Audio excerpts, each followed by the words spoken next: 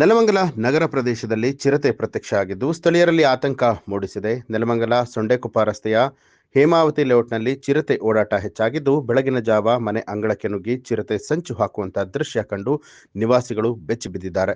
ಇನ್ನು ಚಿರತೆ ಬೀದಿ ನಾಯಿಗಳನ್ನ ಬೇಟೆಯಾಡುವಂತಹ ದೃಶ್ಯ ಸಿಸಿಟಿವಿಯಲ್ಲಿ ಸೆರೆಯಾಗಿದ್ದು ಜನರನ್ನ ಬೇಟೆ ಆಡುವ ಮೊದಲು ಚಿರತೆಯನ್ನ ಸೆರೆ ಹಿಡಿಯುವಂತೆ ನಿವಾಸಿಗಳು ಆಗ್ರಹಿಸಿದ್ದಾರೆ.